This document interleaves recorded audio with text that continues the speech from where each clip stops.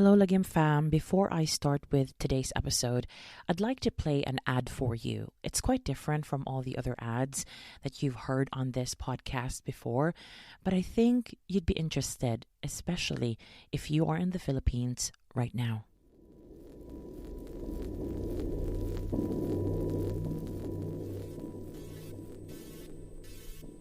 Sino pa bang pwede nating pagkatiwalaan? Benilde Theater Arts and Sining LABinsiyam invite you to the newest theatrical production entitled PAMILYA. With social media being prevalent, the full-length play shows a dysfunctional Filipino family navigating their already strained relationship with newer issues brought on by political disinformation. Written by Carlos Palanca awardee Dr. Layeta Bukoy and directed by Tax Rutacayo, witness PAMILYA live on November 9th, 16th, and 23rd at the De La Salle College of St. Benilde's Design and Arts Campus, Black Box. Available for online streaming through Ticket2Me from November 23rd to 30th. Get your tickets now at ticket2me.net. When Teddy Gonzales moved his family to Australia, away from the Philippines and away from Baguio, he thought he could finally ensure his family's safety and get a fresh start at life. He could not know that a decade later, tragedy would follow his family all the way to a quiet Sydney suburb on a cold winter night. This is the case of the Gonzales family.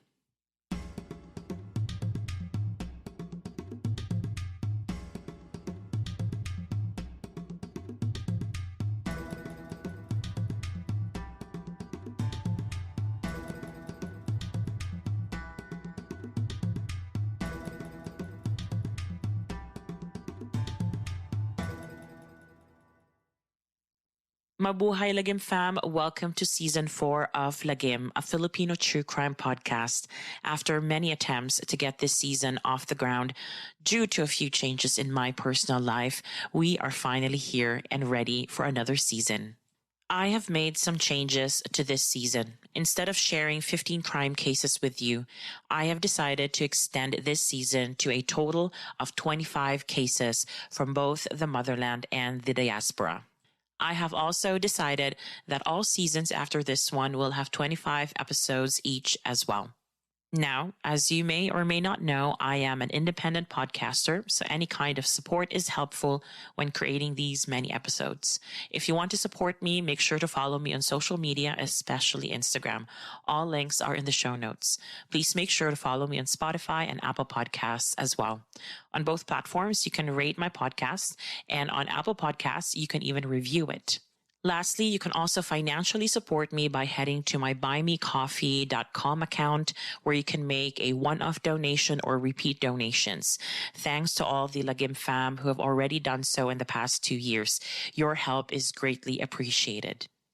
Before I proceed, please know that some details in this case will be upsetting for some people, so please take care of yourself whilst listening.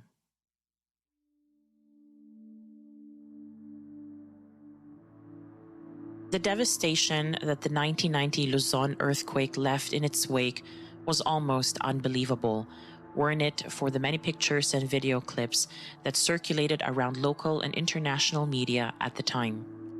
The earthquake's epicenter was in Rizal, Nueva Ecija, just northeast of Cabanatuan. It struck at around 4:30 in the afternoon local time with an estimate moment magnitude of 7.7. and was prominently felt not only in many parts of the Cordillera Administrative Region, Central Luzon, but also in the metropolitan Manila area. Cities like Dagupan, Cabanatuan, and Baguio, and the province of La Union were hard hit, leading to significant damage to life and property. One family in Baguio dealt with the destruction of their business and home, as both were located in one and the same building. The Gonzales family was known in the area. They owned a big hotel where the family of 4 also lived. When the building collapsed, the thought of having lost his business did not matter to Teddy, the patriarch. There was a more pressing matter. His eldest, Seth, who was only around 10 years old at that time, was buried under the rubble of his family's hotel. Seth initially tried to run away from the crumbling hotel, but to his horror, one of his feet got trapped amongst the rubble. Seth was quickly covered with debris as the hotel went from a prominent fixture of Baguio skyline to a heap of concrete and metal. Teddy did not notice that Seth was gone right away, but then he heard his cries. He bravely rushed back in and was hell-bent on pulling his son back to safety. He was successful. The Gonzales family would never be the same again, though. It dawned on Teddy and his wife, Loiva, that it would be better to start somewhere else instead of trying to pick up the pieces of their lives and livelihood in Baguio. Loiva had family in Australia already, and so the Gonzales family set off to make a new life in Sydney.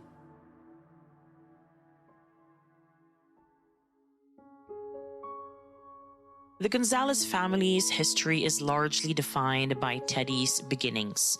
He was not always the well-to-do businessman that he eventually became in Baguio and later the immigration lawyer in Sydney. He came from a humble background, and yet Teddy was extremely driven and had grit, excelling in school and university and eventually starting his own business. Teddy made space for love as well. In his early 20s, he met Loiva, and friends and family members of hers remembered Teddy during the pair's courtship as being sweet and romantic. By 1978, Loiva and Teddy got married, and inevitably their family grew. Seth was born in 1980, and sister Claudine was born in 1983. After the 1990 Luzon earthquake, the family moved to Australia and started almost from zero. Teddy took up courses to qualify as an immigration lawyer, and by 1993, he was able to set up his own business, and business was good. As this close-knit immigrant Filipino family thrived, a familiar dynamic unfolded. It may have to do with Loiva and Teddy's nature and characters, or just the Filipino way of raising children, or both. But both parents, especially Teddy, had incredibly high expectations of his children. Teddy was also said to have been slightly controlling of his children and was a harsh disciplinarian. Add to that the religious devoutness that the parents instilled or perhaps imposed on the two children, and you could imagine how failures were not tolerated within the Gonzales home. Seth was expected to excel in his studies, but his academic performance in high school left much to be desired. When he then went on to higher education at a university, it became clear that Seth was struggling, performing poorly in most of his university courses. Claudine, on the other hand, excelled academically, but because she decided to have a boyfriend, she too was disciplined by being sent off to Melbourne to complete high school away from her family. Her parents disliked said boyfriend. And so, in a way, Seth and Claudine lived to please their parents, a story that is not unfamiliar to a lot of Filipino and Asian households, both in the motherland and the diaspora. A lot of this also comes down to the generational differences between the parents' generation and that of their children. I noticed personally when I moved to Germany at 15 years old that some parents steadfastly wanted to hold on to the Philippines and the Filipino values they grew up with during their childhood. These almost always run counter to the values or beliefs that German-born Filipino youngsters develop as first-generation diasporic Filipinos. The Filipino parents are usually deeply conservative, whilst the children are more progressive in their thinking and actions. This always caused so much friction that stories about disowning children, runaway children, and family feuds were and are all too common in diasporic Filipino communities. And in a way, the Gonzaleses were not any different. Nevertheless, their good fortune, or rather their hard work, continued to propel them to better circumstances. By December 2000, the family was able to move to a quiet and quite well-off Sydney suburb called North Ryde. But even this new improvement in the family's life could not hold back the dark storm that was brewing on the horizon, brought about by deep feelings of bitterness and discontent.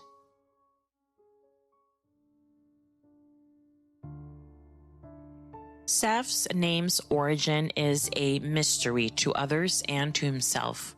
When he was younger and had asked his father what it meant, Teddy told him that he would one day reveal where his name was from or what inspired it. That day never came. But I'm getting ahead of myself. On the surface, the Gonzales family looked like they got it all together, but all was not well. By 2001, Seth was on a downward spiral. He felt trapped and felt like his life was turning upside down. And there were two potential reasons for this, given what we already know about his parents, especially Teddy. Firstly, Seth's grades at university were getting worse. He was facing expulsion, bearing in mind that this was his second attempt at studying at a university. His parents were deeply disappointed about this. Seth felt a lot of pressure to perform well. His parents talked in the past about how they wanted him to be a heart surgeon, or how they also wanted him to take over the family law firm later on. Secondly, Seth was also feeling pressure to break up with his then-girlfriend because Loiva disapproved of her. She thought the girlfriend did not suit Seth because she was 4 years older. Loiva told her son that if he continued to see his girlfriend, Seth would be disowned and disinherited. The same threats were echoed when discussing his failing grades at university. Now, Seth's situation and state of mind may not have been helped by the fact that whichever Gonzales child performed well academically would always be praised during family functions, leading to increasing resentment, jealousy, and perhaps anxiety as well. Some Filipinos out there may know the situation all too well. Parents may not think that what they are doing is wrong or out of bounds or even psychologically harmful, on top of potentially breeding inter-sibling resentment, but such behavior can have all those effects for someone. Of course, I'm not saying this to excuse Seth's behavior at that time, but I think it is time for us as Filipinos to disabuse ourselves of the notion that toxic parental behavior dressed up as tough love is love, or good parenting for that matter. When taken to the extreme, it can become, and I know you may not all agree, it can become emotional abuse. But that is a different topic for maybe a different podcast. For now, let us go back to the Gonzales family.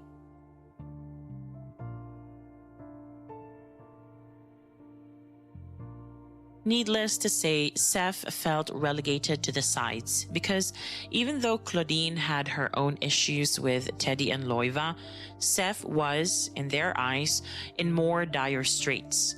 It also did not help that Seth was still a bedwetter.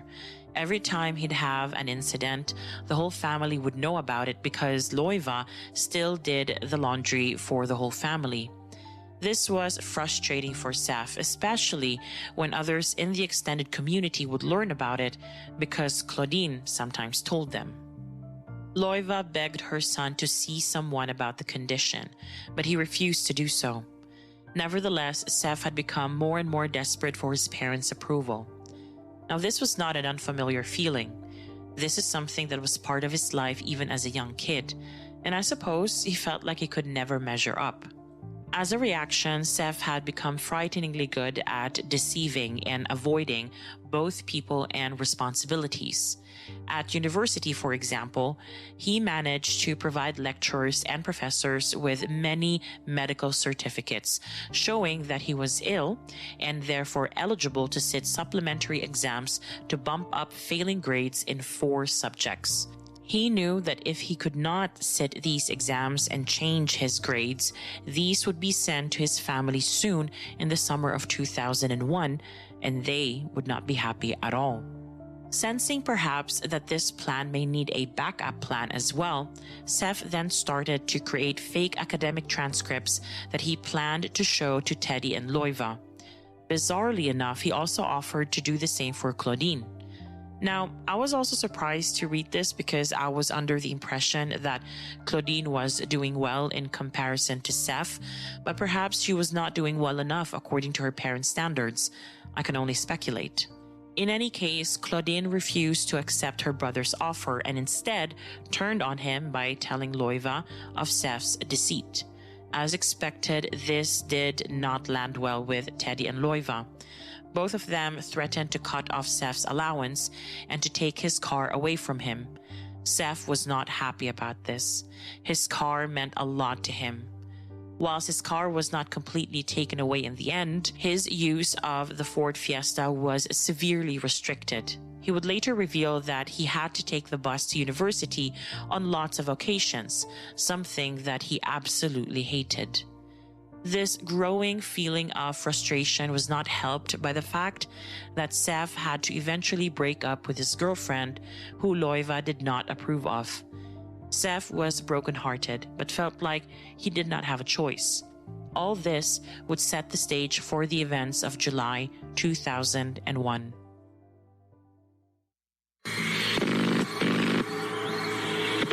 Please come! Someone has hurt my parents and my family. Sorry? Someone has shot my parents. Please come! What's someone's what? Someone has shot my parents. I think they're all breathing. They're on the floor. What suburb are you in? They're not breathing. What do I do? What suburb are you in? North Ryde. North Ryde. And your parents are both, Moving. they're both being shot, have they? I don't know. There's a lot of blood everywhere. My mama. Just hold on. Yeah, we will. We're sending the ambulance now.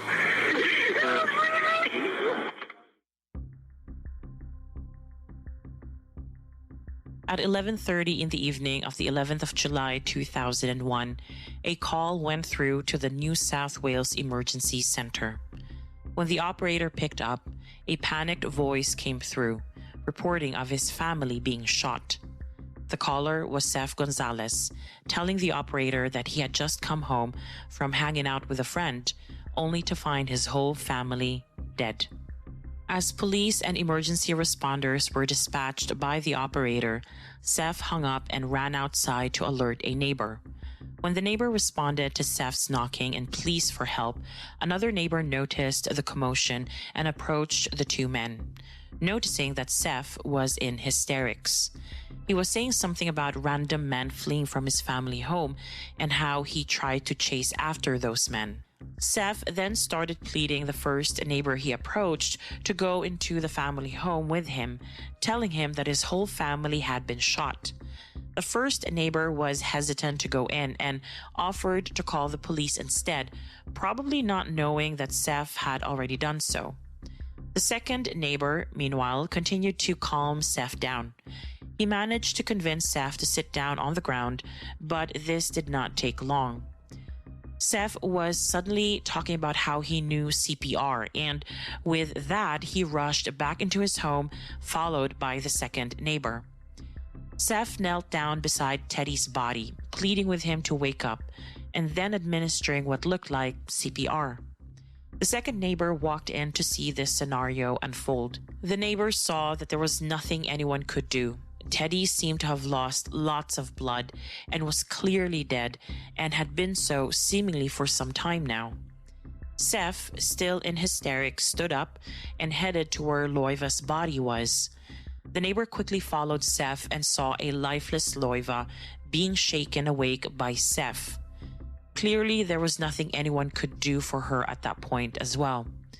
Again, the neighbor tried to pull Seth away from his mother. When he managed to do so, Seth just went back to Teddy's body, again pleading with him to wake up.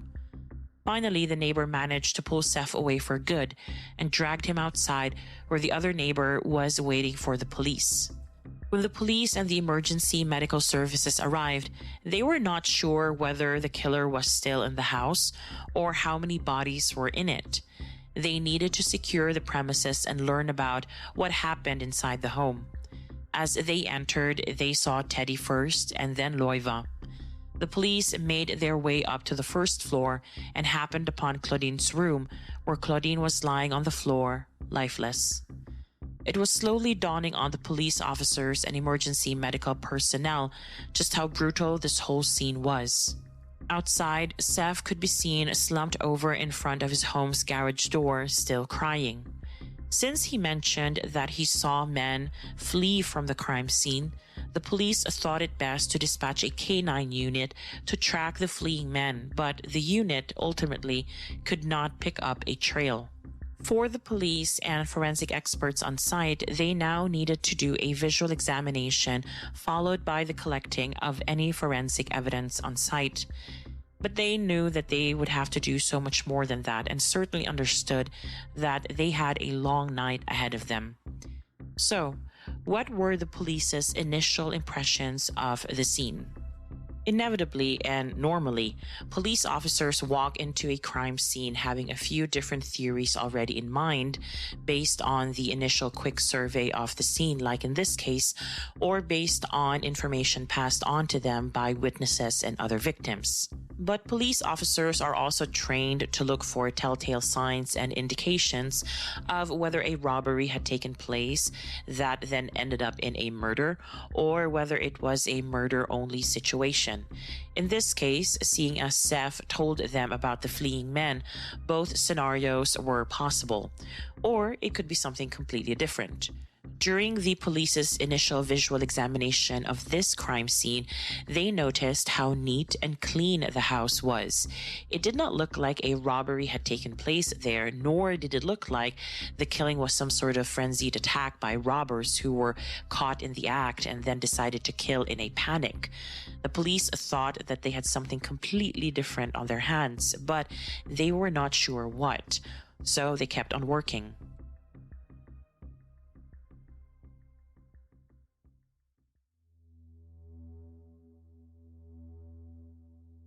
As for the forensic team, they concluded that the perpetrators did not just kill Teddy, Loiva, and Claudine. They seemed to have also looked for something in the Gonzales family home, but only in selected places. Seth's room was surprisingly untouched from this search. This struck the forensic team as odd because if their goal was to look for valuables, including money, why make an exception and leave one room untouched? Another odd thing that the forensic team noticed was how some objects seemed staged.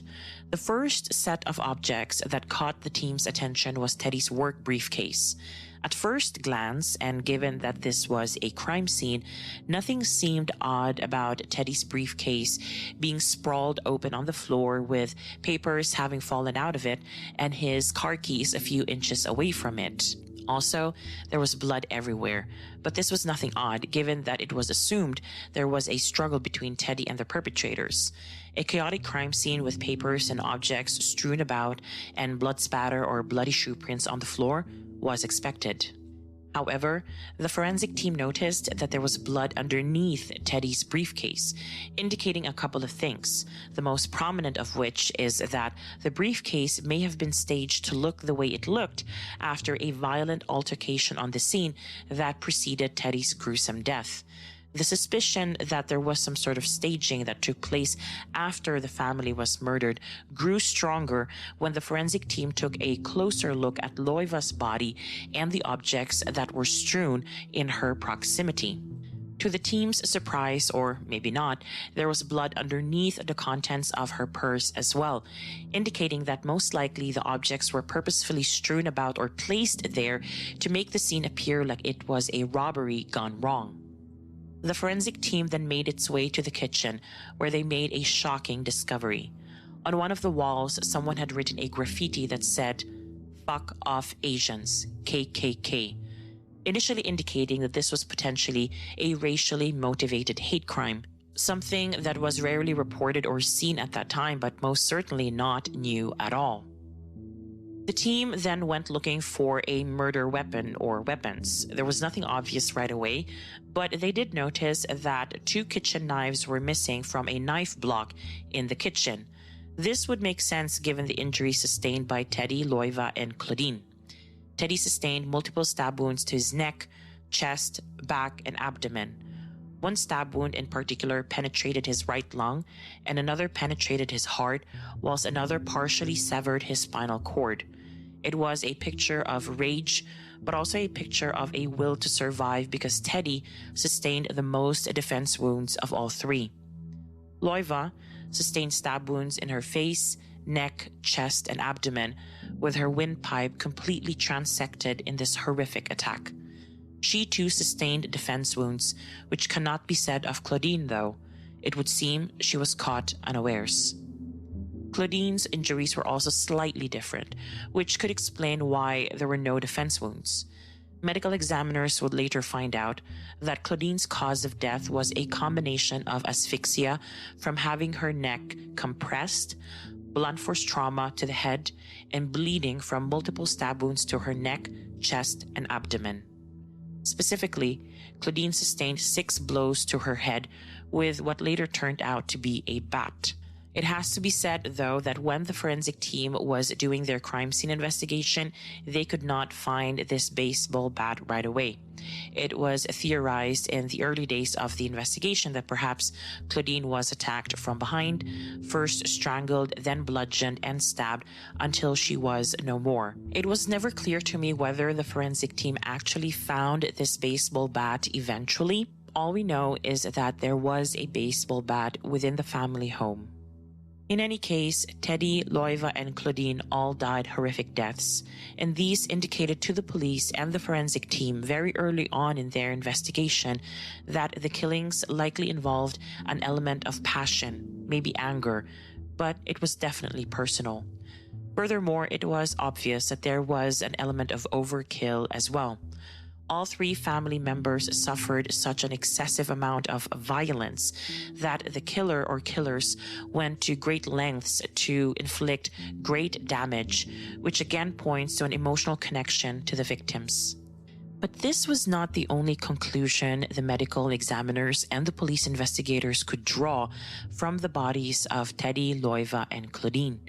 It would seem that they had died between 4 o'clock in the afternoon and 6 o'clock in the evening on the 11th of July, which made the investigators wonder, especially because of Seth's talk of fleeing men. Put a pin on that for now. In any case, the police dug deeper, all the way feeling that something was not sitting right with this case. Now, in order to further understand who could have killed the Gonzales family, the police proceeded to then interview neighbors, friends, and even work colleagues or business partners, as well as close relatives and, of course, Seth himself. The police also needed to do a forensic examination of any digital evidence in the form of computers and phones. Needless to say, it was a mammoth task. But what did the police eventually manage to put together from all these steps in their investigation in order to establish a timeline and a list of possible suspects in this multiple murder case?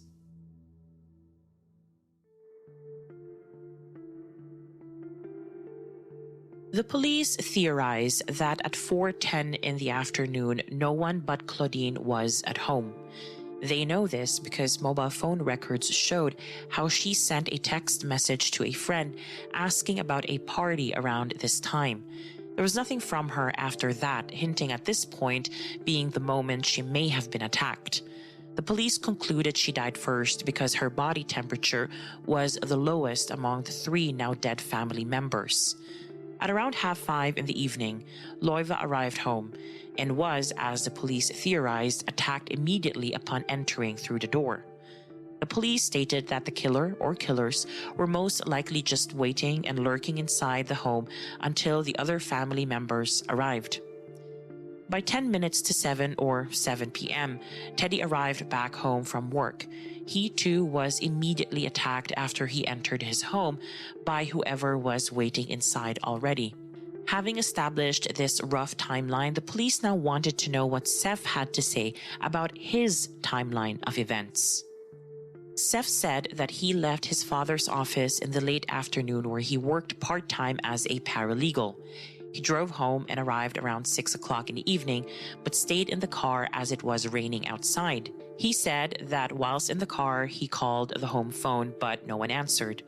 Seth said that he then drove off to visit a friend, but could not find their home because he did not remember their address. Instead of driving further to find that home, Seth said he drove to pick up another friend, and both had dinner in the city. Seth then said that he came back home at around 11:30 in the evening. Now, what Seth may or may not have known at this point was that the police also talked to his own aunt, Emily Luna, Loiva's younger sister. Emily said that she and her son dropped by the Gonzales home at around 6 o'clock in the evening and found it dark inside. She knocked and tried to peer through the windows. There was no one, or at least she thought there wasn't anyone there. However, later she would recall seeing something or someone who she described as looking taller than her. She did not think much of it, as it could have been just a trick of the eye. So afterwards, she and her son just left. Given the timeline established by the police officers and Seth, and given the results of the investigation so far, a robbery at first glance was likely. But as soon as the investigators realized how many valuables were not even touched in the Gonzales home, the robbery angle was becoming more and more unlikely. The investigators now turned to the hateful writing on the wall. Was this, in fact, a hate crime? Probably, since according to Seth, he and his family suffered racial abuse during a road rage accident just recently.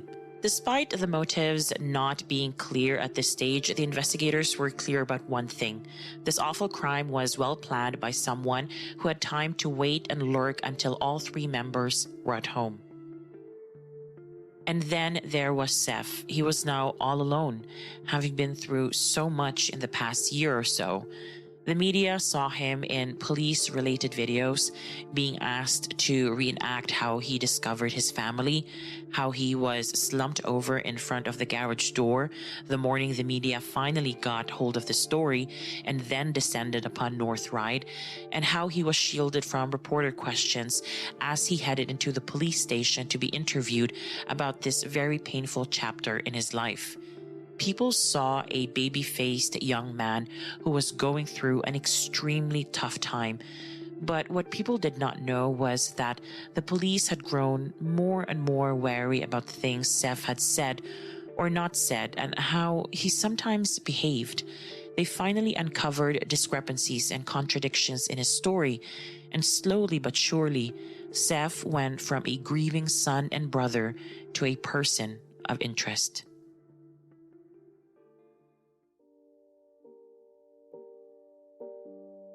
During a reenactment, Seth was asked how he discovered his sister Claudine. What did he do when he saw her on the floor of her bedroom? He answered that he thought he could revive her, seeing as she was still actively bleeding. So he performed CPR on her. This raised eyebrows. Remember earlier when I said that the medical examiners concluded that Claudine died first because her body temperature was the lowest when the three dead family members were finally processed by the forensic team on site? Remember also when I said that Claudine's time of death, as well as Eddie and Loiva's, were put between 4 and 6 in the afternoon and evening? Now, Seth said he arrived just half an hour before midnight. How could he think she was actively bleeding and still had a chance to survive by receiving CPR when she probably would have already been rather cold to the touch and most definitely not bleeding? The police, with a few days of investigation into this case under their belt already, started to question other things that Seth had said in his statement. Seth mentioned that he had interrupted intruders and saw them flee the scene as they exited through the home's garage.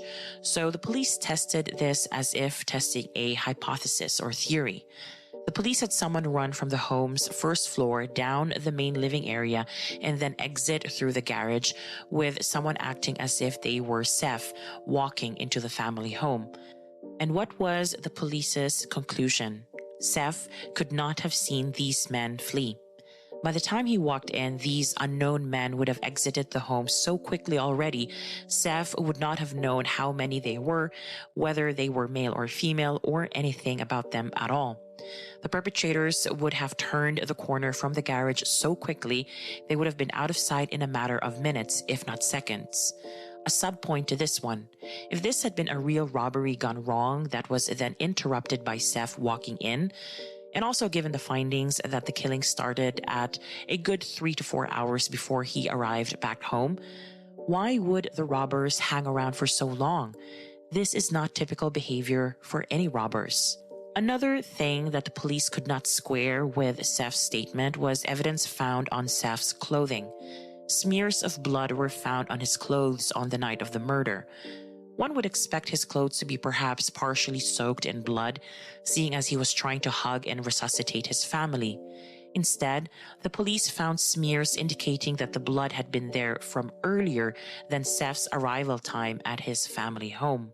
Yet another thing that did not sit right with the police was Seth's internet search history. It appeared that Seth had looked up poisons and even ordered some seeds that had the potential to be very toxic and fatal when consumed by humans. On its own, this evidence might not appear like it meant anything big, but the police also found out that Loiva, not long before she was murdered, found herself admitted to the hospital due to suspected food poisoning. The plot thickens. The police felt that the time had finally come to ask Seth back into an interview room to finally ask him what truly happened. Before this could happen, though, the police and the whole of Australia had become witness to a bizarre stunt by Seth as he finished the eulogy at his family's funeral. You see, the thing is, Seth broke out into a ballad. Papa, Mama, Dida. Sorry, I never told you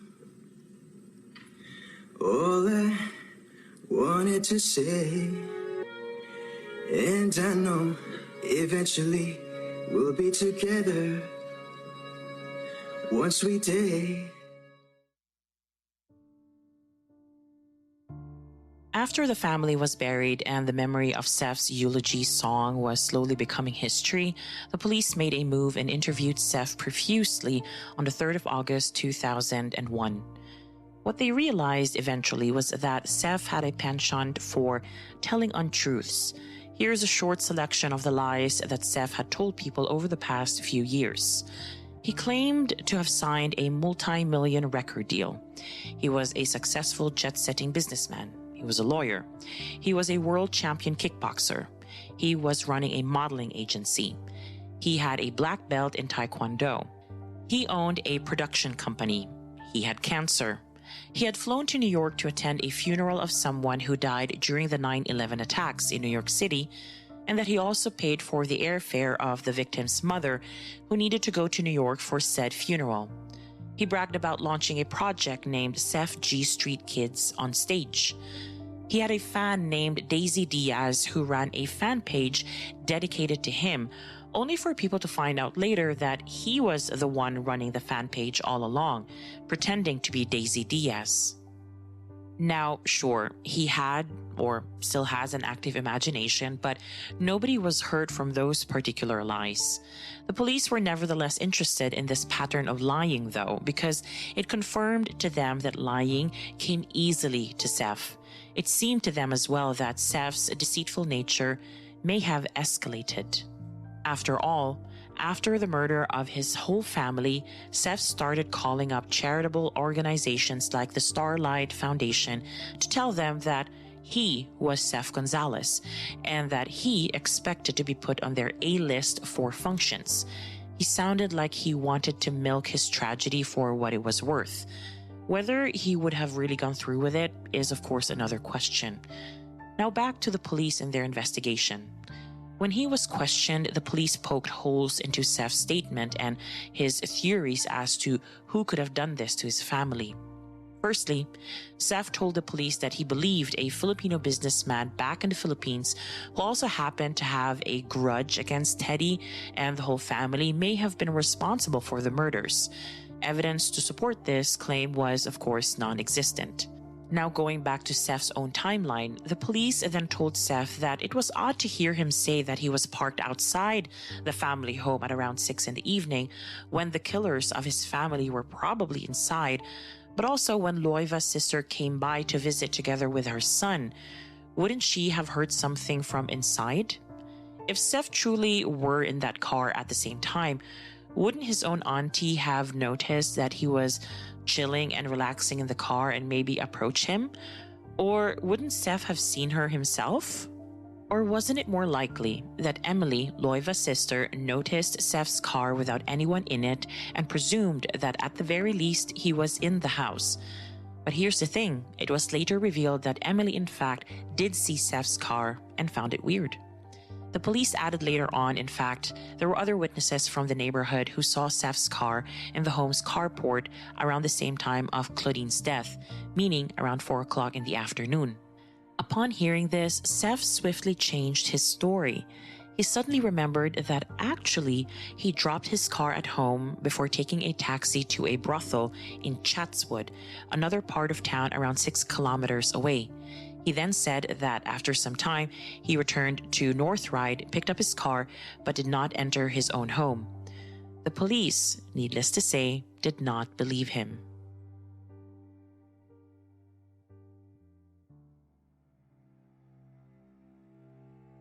Seth Gonzales, I think, thought of himself as smart. His behavior after the murders did not do him any favor with the police, his relatives, and the wider Filipino community in North Ryde. You see, as the sole heir of the family's estate, which was by no means a small one, Seth knew that he would eventually get a lot of money. For now, he had to get by using money from the Australian government's Victims' Compensation Scheme. This amounted to around 15,000 Australian dollars. The main purpose of this is to help with funeral costs and other costs connected to losing someone as a result of a crime. But Seth knew that soon enough he'd run out of money. So he hatched a plan. 2 months after the murders, Seth suddenly came out and announced to his relatives that he had brain tumor. The motivation for doing so was to expedite the process of getting his inheritance money to him because Seth wanted to do something really special. He wanted to buy himself a new and flashy luxury car. But that was only half the story. As it turned out, a few days after the murders, Seth went to the family accountant to get information about how big the family's estate was and how he can get some of it. A few weeks after this, he visited a car dealership to inquire about a Lexus sports car and actually placed an order, promising payment further down the line. This car was priced at 175,000 Australian dollars. But he still needed a plan B in case the inheritance money did not work. So he talked to his godmother back in the Philippines, who managed the family's rental properties for Teddy. He demanded money, 190,000 Australian dollars to be specific. When asked what it was for, Seth said it was for urgent medical treatment. But the godmother was skeptical and first talked to the rest of the family, especially Emily, about this. They were all against giving Seth anything, and so the whole Gonzales estate was frozen. Seth's luxury car plans were foiled. In light of Seth becoming a person of interest and the police learning more and more about his true nature, any further victims' compensation payments were cancelled. Seth needed to fend for himself, so he pawned Loiva's jewelry and then sold his parents' cars. By this point, the Gonzales' extended family, both in Australia and the Philippines, were feeling uneasy about Seth, his actions, and general demeanor. For example, even in the early days after the murders, relatives of the Gonzales family noticed how Seth spoke of the murders almost devoid of any emotion, just very matter of fact. This never really changed. When one takes into consideration his actions after the murders, some relatives were sure that Seth was involved. Many thought it, but none wanted to say it out loud for fear of their own life. As for the police, they were ready to make their case and arrest him, but they were still missing crucial evidence that connected Seth to the killings. Forensically speaking, the police had nothing so far. So, what was the police to do in order to get that final piece of the puzzle? Well, it involved a bit of role-playing and undercover work. Although we do not know the specifics of this operation, the police gained helpful insight and could piece together a timeline of what happened on the 11th of July with more information and with more details. They also learned by this time that Seth had been having trouble at university, as I already mentioned in the beginning. They learned about the trouble he got into after faking his grades and how his parents rejected his choice of a girlfriend. Furthermore, the police also learned about Teddy and Loiva's threat to permanently take away Seth's car privileges. The police theorized that all these reasons, plus the prospect of a huge inheritance, were Seth's motives for murder.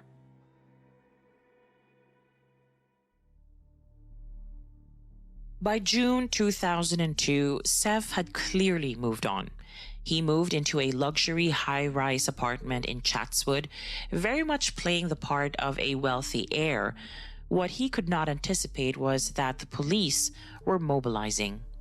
At 8 in the morning on the 13th of June 2002, Chatswood Police Department arrived at Seth's home and arrested him for the murder of Teddy, Loiva, and Claudine Gonzales. He was then held at the Silverwater Correctional Center whilst awaiting trial. He was also barred from using his inheritance to fund his defense. Seth Gonzales' trial took place in April and May of 2004. During this trial, everything that I have told you about Seth so far was laid bare. The lies, the possible poisoning of Loiva, and his account of how he discovered his murdered family. The prosecution presented their theory with the support of all the forensic examination and the results of the police's investigation. Their theory of the case went like this. After leaving his father's law firm, potentially having argued with him given the tumultuous developments in his relationship with his parents, Seth drove home around 4 o'clock in the afternoon. It was suspected that Claudine was already at home, and Seth attacked her in the bedroom by hitting her head with a bat and then strangling her. He would then proceed to slit her throat with one of the 2 knives missing from the kitchen's knife block. The prosecution then said that Seth waited for his mother to arrive, and when she did, he stabbed her to death in the lounge. When he was done, Seth waited in the dark until around 7 p.m. Teddy was about to arrive from work. As soon as Teddy walked in, Seth then stabbed him to death. After killing his whole family, Seth then proceeded to dispose of the knife or knives he used, as well as the bat he had used in striking Claudine. He also got rid of the blood-stained shoes and clothes he was wearing during the murders.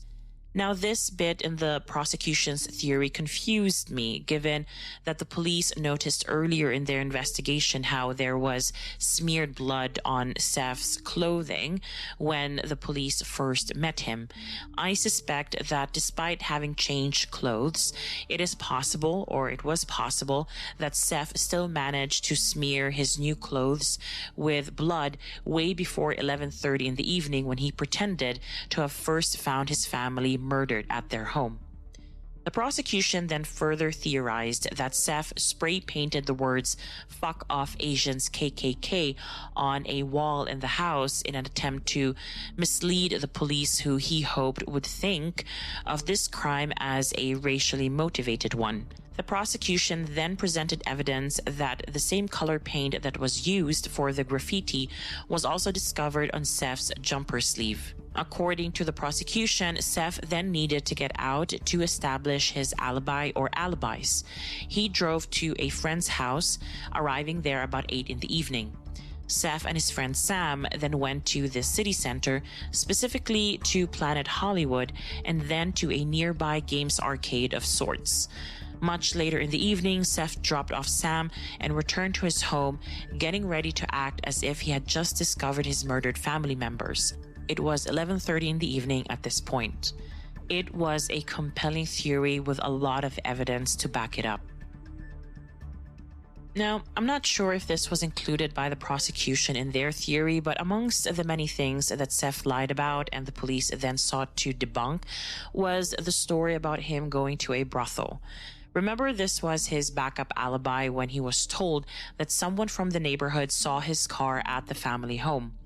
The police would later find out that in an attempt to make this alibi stick, Seth sought out a sex worker he wanted to use to prove his alibi. He threatened her, saying that he was a gang member. Later on, he would brag to a friend that he had sex with this same sex worker, but then she declined to be paid because Seth's sexual prowess and skills were simply incredible. Right. Of course, through their investigation, the police would later find out that this was all a big lie.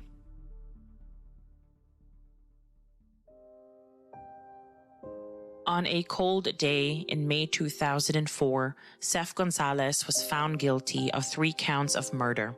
He was sentenced that same year on the 17th of September to 3 life terms without the possibility of parole.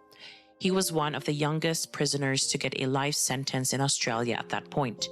He was ordered to serve his sentence at the Goulburn Correctional Center, where he remains to this day. 3 years after his guilty verdict, Seth sought to appeal his conviction and his sentence. This appeal addressed issues raised by Seth, who highlighted that statements taken from him by the police on the night of the murders may be inadmissible because they failed to caution him. For those who may not know, cautioning someone in this sense is merely telling them about their rights when being questioned by the police. In the UK, a police's caution goes something like this. You do not have to say anything, but it may harm your defense if you do not mention when questioned something which you later rely on in court. Anything you do say may be given in evidence. The Supreme Court allowed Seth to bring his case, but in the end, his appeal was dismissed on the 27th of November 2007. No miscarriage of justice was found, and his convictions and sentences remain. In 2021, Seth sought a royal pardon on the 20th anniversary of the Gonzales murders. He has taken his request directly to the New South Wales Attorney General in the hopes to regain his freedom at last. He challenged some of the things that the prosecution and the police considered as evidence of his link to the crime scene.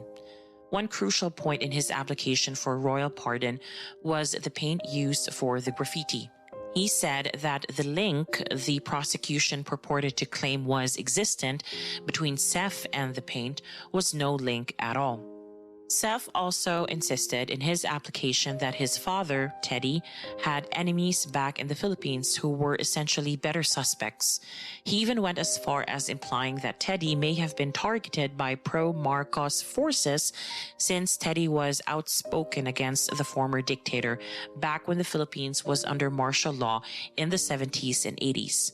Now, this was perplexing because if someone wanted to put a hit on Teddy for being anti-Marcos, why wait until he had moved to Australia? Marcos Sr. was overthrown in 1986. The Gonzales family lived normally in Baguio until 1990. Anyone who wanted to kill Teddy had 4 years to do so in Baguio.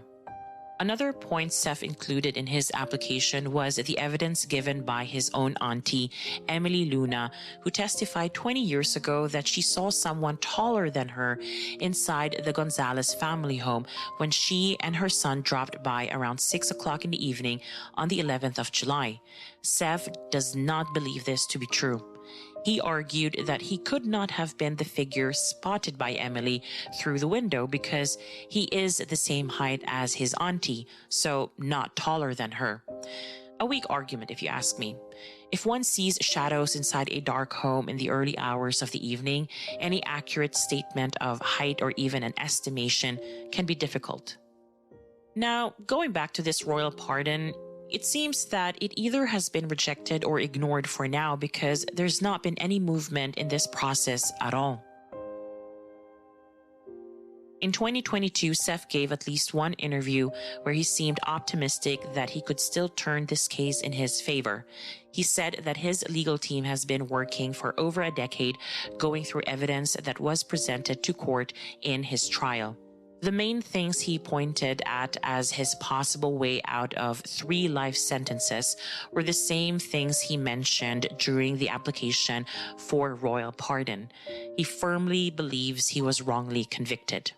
Now, as of the time of this recording, nothing has changed in Seth's convictions and sentences, as whatever this plan of his that he has been putting together has not really worked so far, or the application to an appellate court has not been lodged yet. In all of this, and like in so many cases, the victims are lost in the story. Sure, Teddy and Loiva were not perfect parents. No one is. In today's society, we probably would have advised them to consider family therapy, seeing as their parenting was causing Seth and to some extent Claudine a great deal of stress and perhaps anxiety as well. Being immigrant parents, there was also a gap between Teddy and Loiva's beliefs and expectations of their children and what Claudine and Seth wanted to do with their lives. But to remedy all that with murder? Teddy and Loiva worked hard to get the family where it was. From the devastation that snuffed out their family business back in Baguio to having to start anew in a foreign country, Teddy and Loiva steered their family's ship to success and a comfortable life. And there was Claudine. She was beloved and described as someone who gladly helped others. Sure, she was not perfect either, but she had many plans for her future. In the end, Seth took all of that away and so much more. Whether you end up blaming him completely or only partially given his circumstances, Seth wrongly took matters into his own hands, thinking he would be better off alone without the expectations and pressure that comes along from being a child of parents like Teddy and Loiva. My only hope is for Seth to see the fault in his ways, but judging from the way he is still insisting on his innocence, it is unlikely we will see him apologetic and repentant anytime soon. Lagim fam, thank you so much for listening to our maiden episode for season 4. I know I took my sweet time, but it has been a hectic couple of months and it is likely to continue this way for at least 2 to 3 months still. Fingers crossed, everything will be settled by 2023. Lagim fam, I do have to request that you really help me get the word out there about Lagim by sharing, following, liking, commenting, rating, and reviewing on all major podcasting platforms and social media platforms. This is one of the best ways to support me as an independent podcaster. All links to my social media profiles, Apple Podcasts, and Spotify are in the show notes. If you're inclined to subscribe to my Patreon, where you pay $2 a month to get early access to regular episodes and the occasional bonus episodes, then do check the Patreon link in the show notes as well.